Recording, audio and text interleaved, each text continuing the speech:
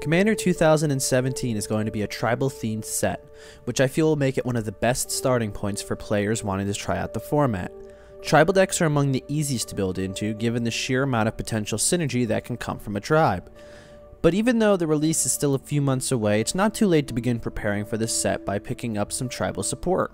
So in this video, we're going to talk about the 10 cards I recommend snagging up for Commander 2017. Roll intro. That's not our intro, that's MTG Spotlight's intro. Can you roll our intro, please?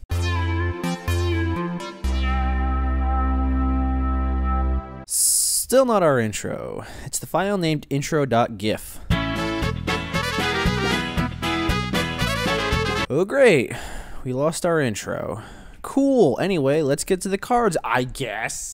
Starting off our list is Steely Resolve. There's little that's more enjoyable than having an entire army of creatures your opponent can't pick off with their targeted removal. Steely Resolve might give our entire tribe Shroud, and even if we can't target our board with any spells we may have, neither can our opponent.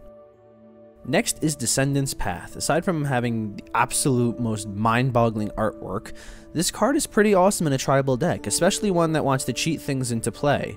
If you have a way of fidoodling with your top deck using something like Sensei's Top, you can easily abuse this enchantment. Our number 8 spot goes to Stoneforge Masterwork. I'm a huge fan of Kemba, which this card works great with. And while I'm all for huge fields of kitties, sometimes you'll want to send in one big creature to be the hero while the rest of your board remains for the defense. With the Masterwork, this makes sure you have a ginormous single swingy kitty thingy.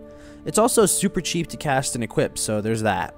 Now, I might not always play red. In fact, I think I only own 1 or 2 decks that I use regularly that even have red in them, but I can see a sheer amount of value in Shared Animosity.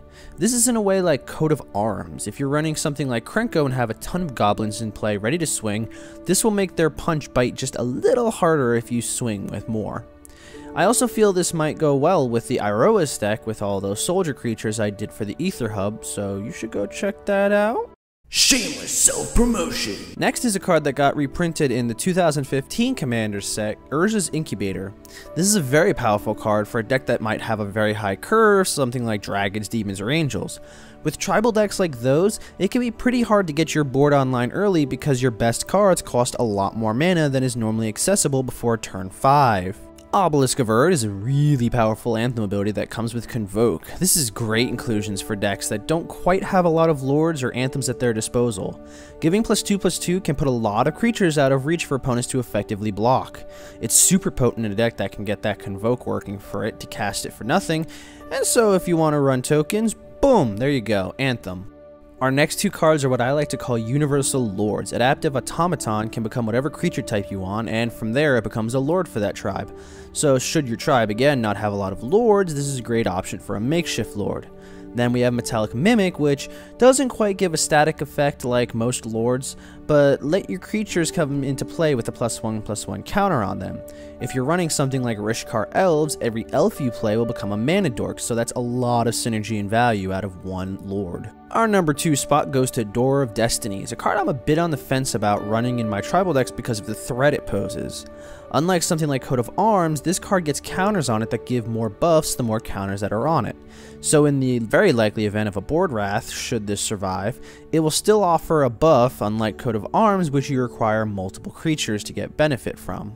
And perhaps the most important card to snag for Commander 2017, which you all should have seen coming, is Coat of Arms. This is such a staple for every tribal deck. Should you have a lot of creatures in play, your army will get such a huge buff that it might rival the army of Rohan. It got reprinted recently in the dual deck Mind vs. Might, so it should be pretty easy to get a hold of. So what tribes are you hoping to see in this year's pre-cons? Are there any tribes you'd like to see us take a look at?